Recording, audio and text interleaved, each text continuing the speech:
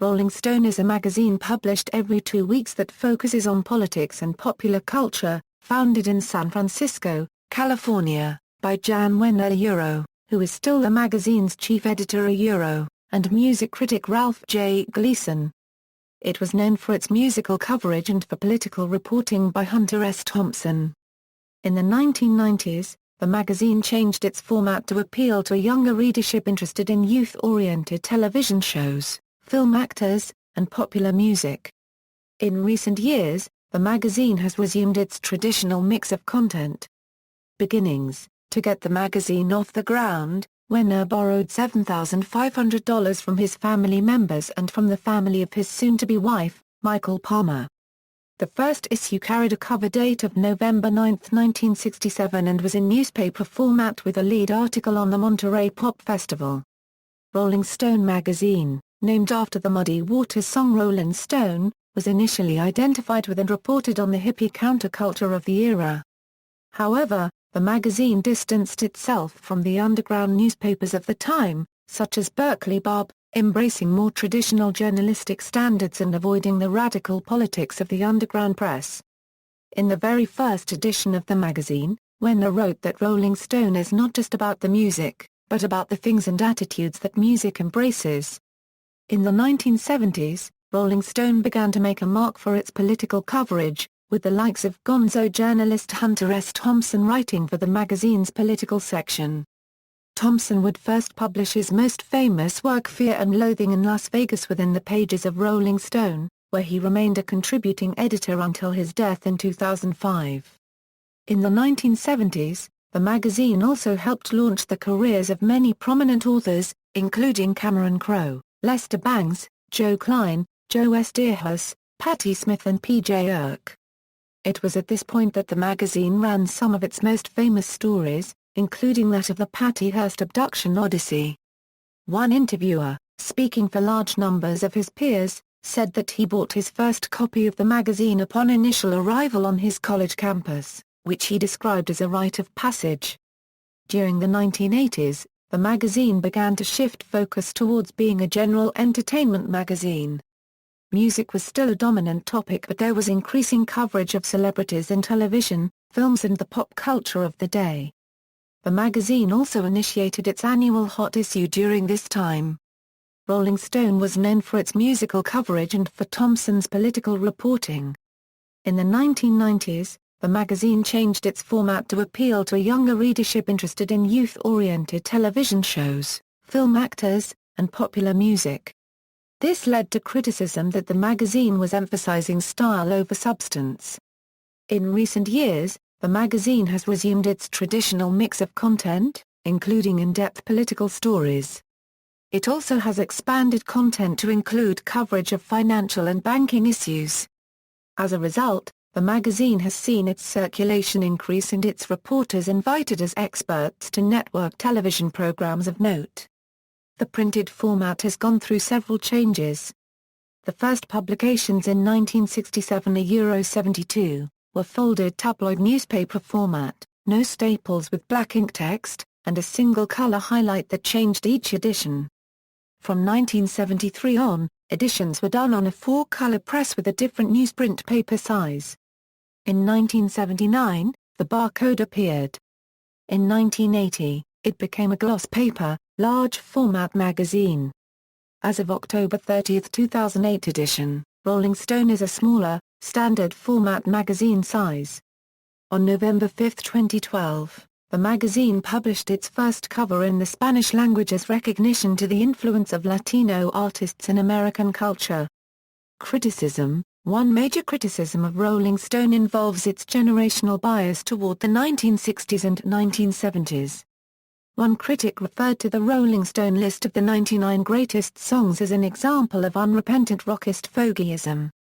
In further response to this issue, rock critic Jim DeRogatis, a former Rolling Stone editor, published a thorough critique of the magazine's lists in a book called Kill Your Idols. A new generation of rock writers reconsiders the classics, which featured differing opinions from many younger critics.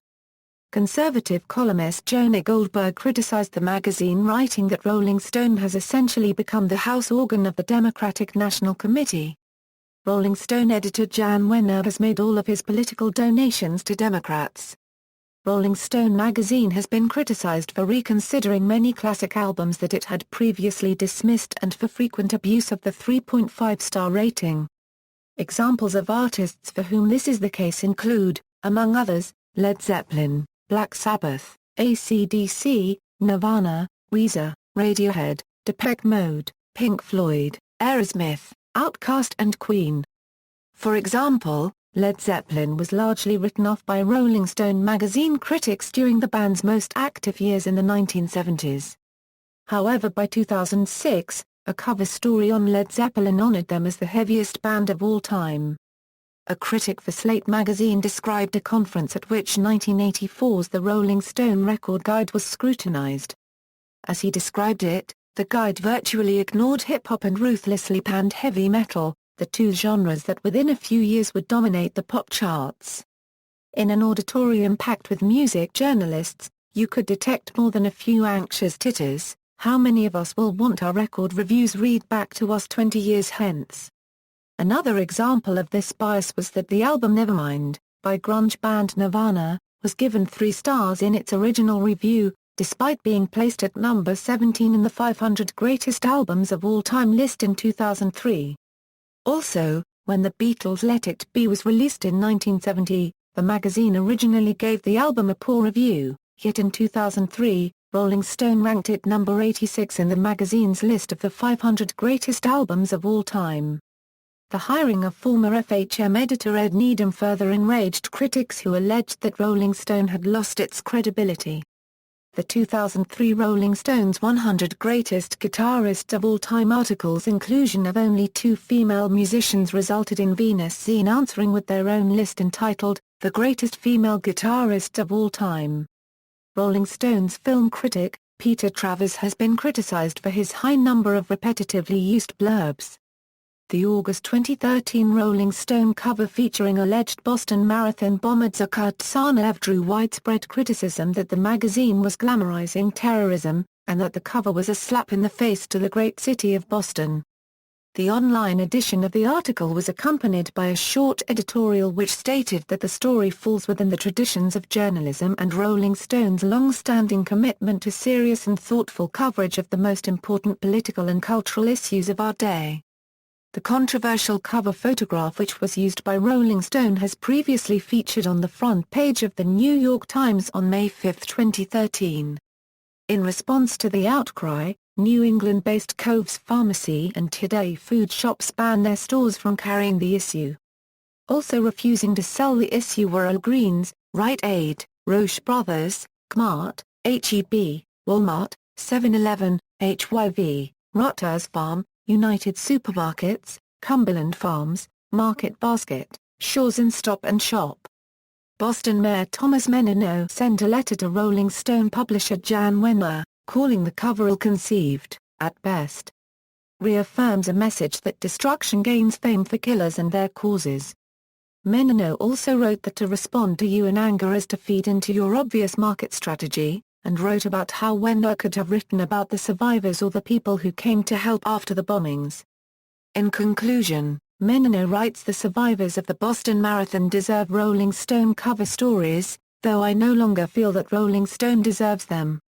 Many artists and celebrities have criticized the magazine for the cover including Dropkick Murphys, Tom Bergeron, Stone Cold Steve Austin, James Woods, Ralph Macchio, Dean Cain, OneRepublic, Brad Paisley, David Draymond, Carson Daly, Brad Ziegler, Nikki Sixx, Tommy Lee, Kevin Sorbo, and Louis C.K. Subsequent developments. After years of declining readership, the magazine experienced a major resurgence of interest and relevance with the work of 2 young journalists in the late 2000s, Michael Hastings and Matt Taibbi. In 2005, Dana Leslie Fields, former publisher of Rolling Stone, who had worked at the magazine for 17 years, was an inaugural inductee into the Magazine Hall of Fame. In 2009, Taibbi unleashed a scathing series of acclaimed reporting on the financial meltdown. He famously dubbed Goldman Sachs the Great Vampire Squid. Bigger headlines came at the end of June 2010. Rolling Stone caused a controversy in the White House by publishing in the July issue an article by journalist Michael Hastings, entitled, "The Runaway General," quoting criticism of General Stanley A. McChrystal, commander of the International Security Assistance Force and U.S. Forces Afghanistan commander, about Vice President Joe Biden and other administration members of the White House. McChrystal resigned from his position shortly after his statements went public.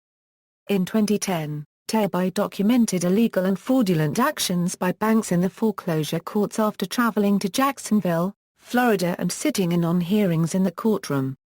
His article, "Invasion of the Home Snatchers," also documented attempts by the judge to intimidate a homeowner fighting foreclosure and the attorney Taibbi accompanied into the court. In January 2012, the magazine ran exclusive excerpts from Hastings' book just prior to publication. The book, "The Operators, The Wild and Terrifying Inside Story of America Unregistered Trademark's War in Afghanistan," provided a much more expansive look at McChrystal and the culture of senior American military and how they get embroiled in these wars. It has been described as a boozy, sexy account of the misadventures of America's most notorious killers. The book reached Amazon's bestseller list in the first 48 hours of release, and it received generally favorable reviews. Salon's Glenn Greenwald described it as superb, brave, and eye-opening. In 2012, financial scandals also continued to rock the world. Taibbi emerged as an expert who could explain the events as they unfolded. His articles garnered him invitations to nationally broadcast television programs. In a July discussion of the Libya revelations, Taibbi's coverage was singled out by Dennis Kelly, president of Better Markets, Incorporated, as becoming required reading to remain informed. Website: Rolling Stone has maintained a website for many years, with selected current articles, reviews, blogs, MP3s, and other features such as searchable and free encyclopedic articles about artists, with images and sometimes sound clips of their work. The articles and reviews are sometimes in a revised form from the versions that are published. There are also selected archival political and cultural articles and entries. The site also at one time had an extensive message board forum.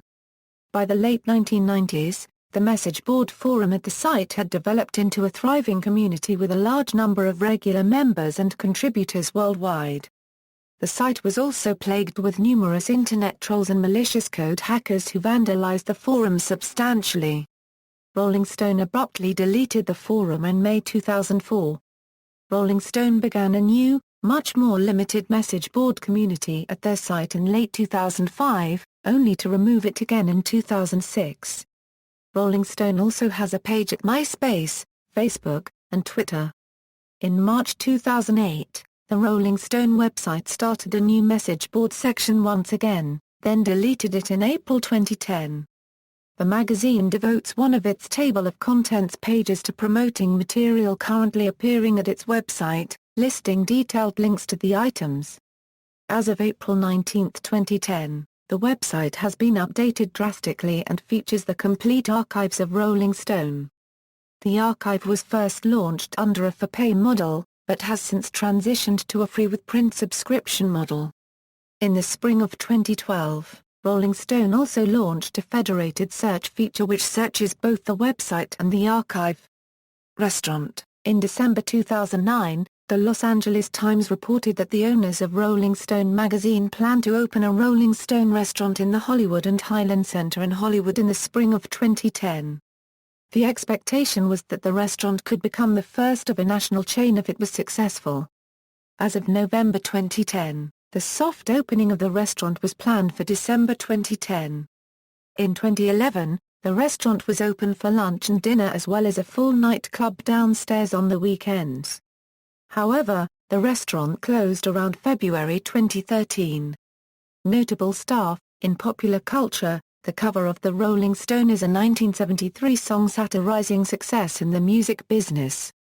It was first recorded by Dr. Hook and the Medicine Show, who subsequently did get on the cover of the magazine, albeit in caricature rather than a photograph.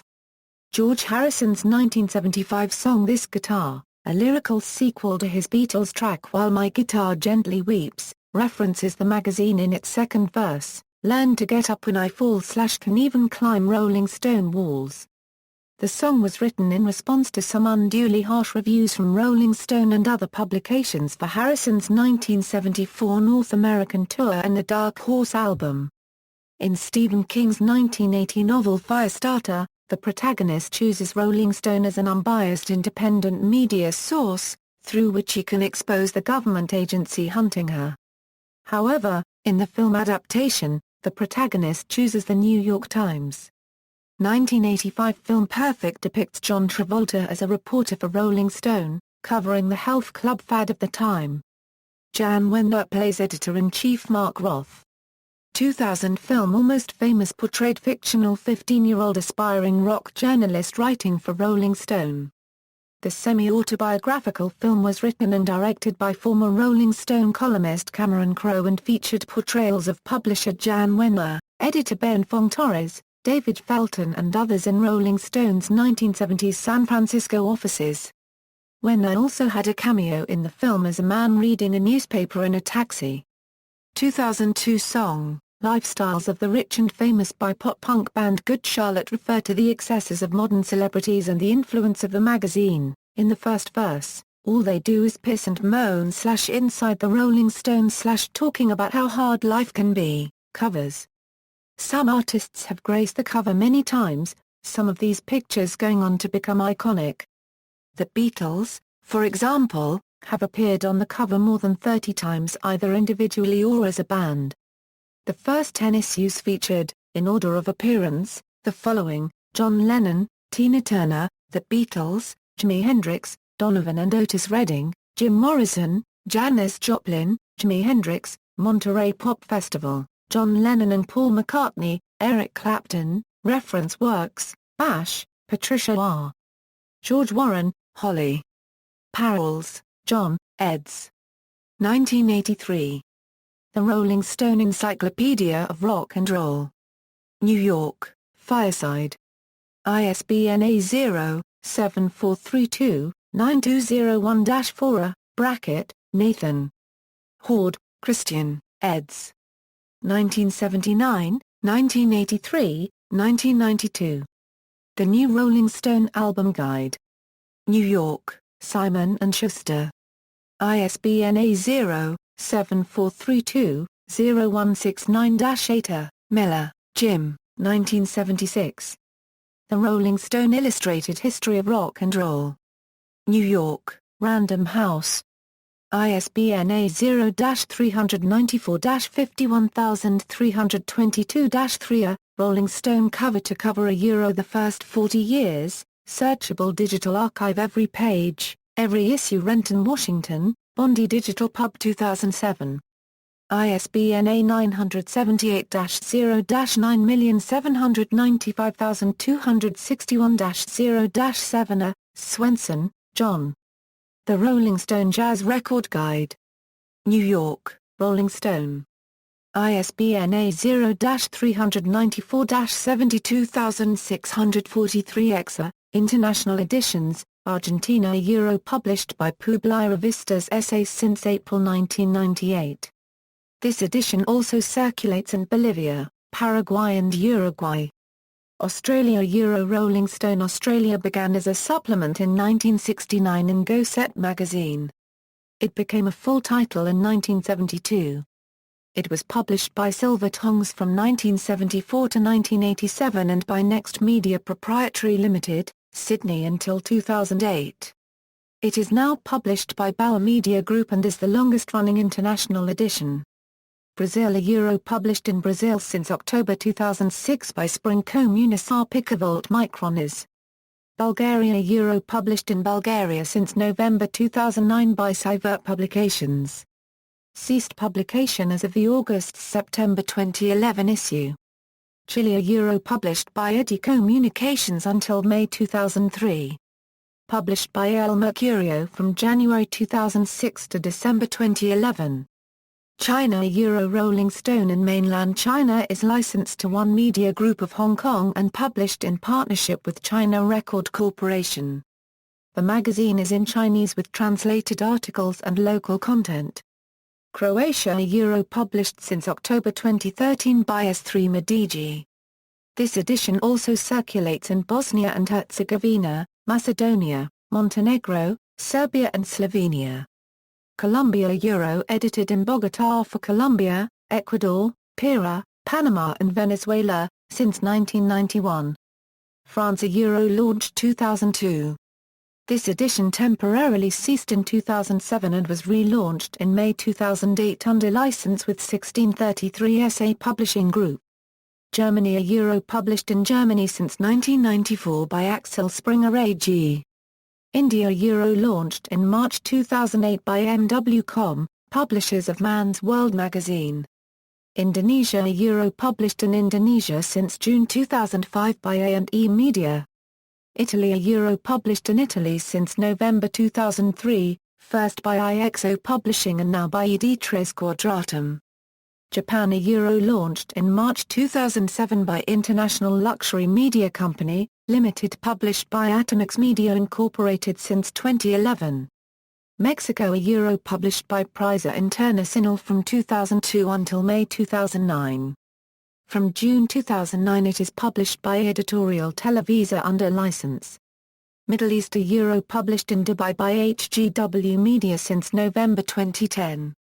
Russia a Euro published by Izdatelski Dom SPN since 2004. Spain a Euro published by Progresa in Madrid, since 1999. Turkey a Euro published since June 2006 by GD Gazdurgi. South Africa a Euro published since November 2011. United Kingdom a Euro published under the title Friends from 1969 a Euro 1972, see also, The Rolling Stone Interview, Counterculture of the 1960s, Notes. External links, official website.